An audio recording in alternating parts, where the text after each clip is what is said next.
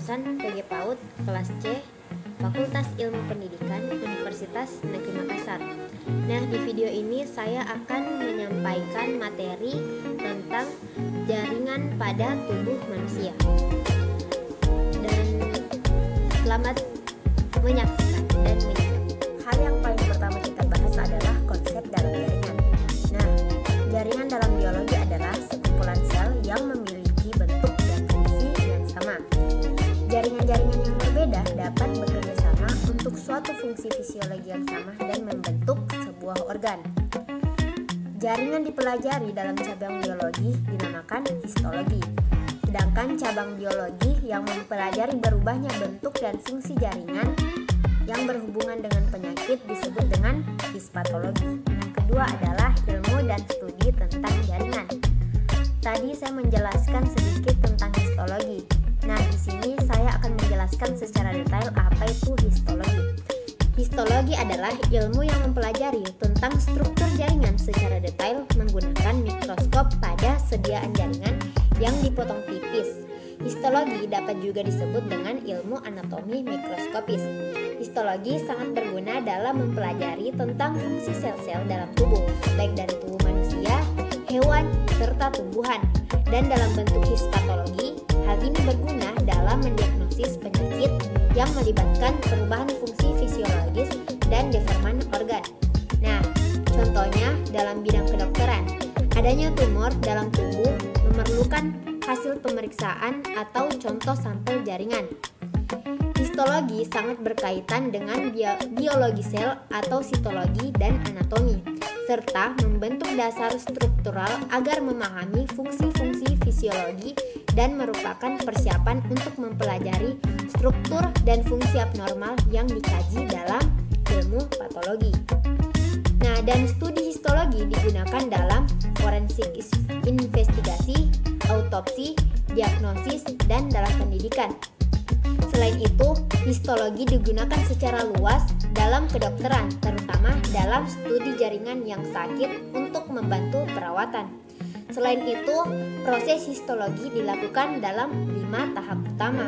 Yang pertama, pelibatan, yang kedua fiksasi, yang ketiga pemrosesan, keempat pemasangan, dan yang terakhir pemotongan dan pembahasan yang ketiga adalah jenis-jenis jaringan pada manusia.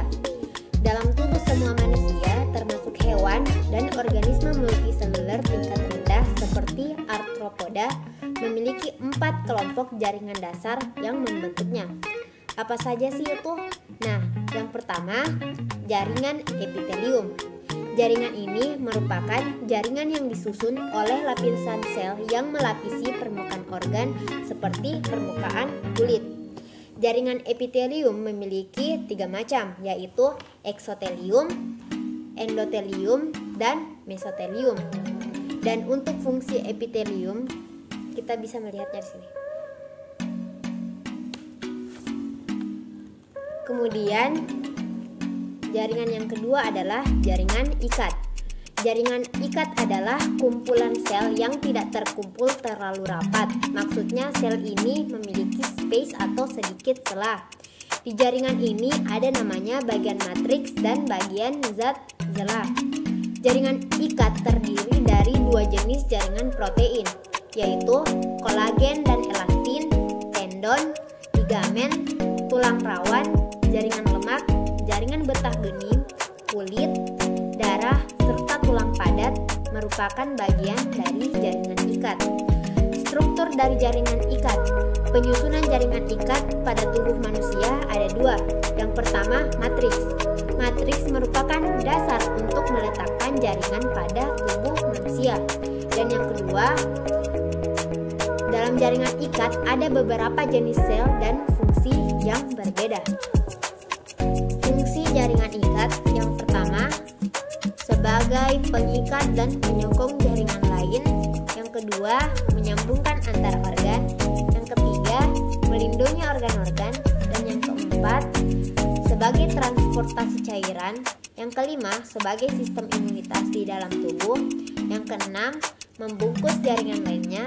Dan yang ketujuh, sebagai cadangan makanan. Dan yang terakhir, membunuh patogen jahat. Dan adapun jenis jaringan ikat yang pertama, jaringan jaringan ikat sejati, yang kedua, jaringan ikat cair, yang ketiga, jaringan ikat penyokong, 4, jaringan tulang rawan, dan yang kelima, jaringan tulang keras. Jaringan yang ketiga adalah jaringan otot. Jaringan otot adalah sekumpulan sel otot yang berfungsi melakukan gerak pada berbagai bagian tubuh. Jaringan otot terdiri dari atas sekumpulan sel otot atau serat otot dan miofibril yang halus untuk membantu proses pergerakan tubuh. Jaringan otot akan mendukung pergerakan di organ di dalam dan di luar tubuh. Dan adapun beberapa jenis jaringan otot. Yang pertama, jaringan otot volunteer.